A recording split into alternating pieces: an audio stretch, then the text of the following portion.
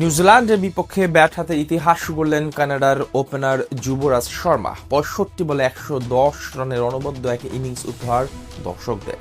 তার সেঞ্চুরিতে বেশ ভালো লড়াকু পুঁজি পায় তার দল। জবাব দিতে নেমে নিউজিল্যান্ডের ব্যাটাররাও জবাব দেয় দারুণভাবে। দুই দলের মাঝেই লড়াই হয় হাড্ডাহাড্ডি। সেখান থেকে ম্যাচের ফলাফল এবং কানাডার এমন ব্যাটিং নিয়ে বিস্তারিত জানবো রিপোর্ট।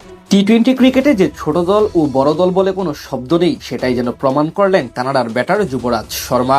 নিজেদের ইতিহাসে প্রথম ব্যাটার হিসেবে বিশ্বকাপে সেঞ্চুরি করার মতো কীর্তি করে দেখালেন এই ব্যাটার। পাশাপাশি করলেন বিশ্ব রেকর্ড। আজ আগে ব্যাট করতে নেমে নিউজিল্যান্ডের বিপক্ষে দারুণ শুরু করেছিল উত্তর আমেরিকার দেশটি।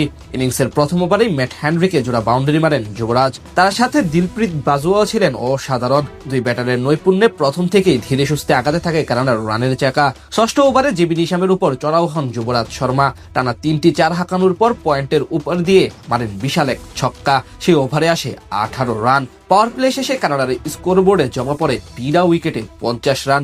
ধীরে ধীরে কিউই বোলারদের উপর আরো বেশি চড়াও হন যুবরাজ। দিলপ্রীত কিছুটা ধীরগতির হলেও তিনি ছিলেন আক্রমণাত্মক মেজাজে। বিপরীতে তাদের উদ্বোধনী জুটি ভাঙতে মরিয়া হয়ে যায় black caps bowling unit. ১০ over শেষে কানাডা জমা করে ৭৫ রান। ১১তম ওভারে ব্যক্তিগত হাফ সেঞ্চুরি তুলে নেন যুবরাজ। এরপর ১৩তম ওভারে আবারও চড়াও হন তিনি। সেখানে প্রথম ২ বলে ২ ছক্কা ও ১ চারের সাহায্যে আনেন ১৯ রান। পরের ওভারে কাইল জেমিসন ১৪ রান দিলেও ষষ্ঠ ডেলিভারিতে তুলে নেন ৩৯ বলে ৩৬ রান করা দিলপ্রীতের উইকেট। অর্থাৎ প্রথম উইকেটের পতন ঘটে কানাডার। তবে এক প্রান্ত থেকে তাণ্ডব অব্যাহত রাখেন ওপেনার যুবরাজ শর্মা। একের পরে এক বাউন্ডারি হাঁকিয়ে ১৭তম ওভারে কাইল জেমিসনকে ৪ মেরে ইতিহাসের সবচেয়ে কম বয়সে টি-২০ বিশ্বকাপে সেঞ্চুরি করার কীর্তি করেন তিনি। তার বয়স মাত্র ১৯ বছর ১৪১ দিন। এতদিন এই রেকর্ড ছিল পাকিস্তানের আহমেদ শেহজাদের দখলে। তিনি সেঞ্চুরি করেছিলেন বাংলাদেশের বিপক্ষে মিরপুরে। শেষ দিকে নিয়মিত বিরতিতে উইকেট হারাতে থাকে কানাডা। শেষ পর্যন্ত যুবরাজের ১১০ রানের ইনিংসে ভর করে ১৭৩ রানের পুঁজি পায় তারা।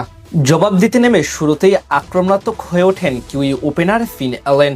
ইনিংসের প্রথম ওভারে আনেন ১৪ রান। পরের ওভারে এক ছক্কা ও ১ চার আসে তার ব্যাট থেকে, আর টিম সেইফার্ট মারেন এক বাউন্ডারি। তৃতীয় ওভারে কানাডাকে ব্রেক থ্রু এনে দেন সাদবিন জাফর। তার বলে বড় শট খেলতে গিয়ে ক্যাচ দিয়ে বিদায় নেন সেইফার্ট। পরের ওভারে ৮ বলে ২১ রানের কেমিউ ইনিংস খেলে ফিন অ্যালেনও বিদায় নিলে কিছু সময়ের জন্য চাপে পড়ে যায় নিউজিল্যান্ড ক্রিকেট দল। এরপর নতুন করে তাণ্ডব শুরু করেন রাচিন রবীন্দ্র। পাওয়ার প্লে শেষে তাদের স্কোরবোর্ডে জমা পড়ে ৬০ রান।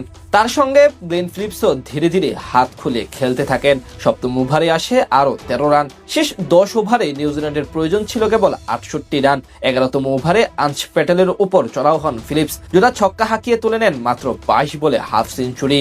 এরপর আরো বেশি বিধ্বংসী রূপ ধারণ করেন তিনি। ১৩তম ওভারে আনেন ১৬ রান। সেখান থেকে আর বড় কোনো বিপদ আসেনি নিউজিল্যান্ডের শিবিরে। সহজেই হেসে খেলে জয় তুলে নেয় তারা। বিপরীতে পরাজয় বরণ করতে হয় কানাডা ক্রিকেট দলকে।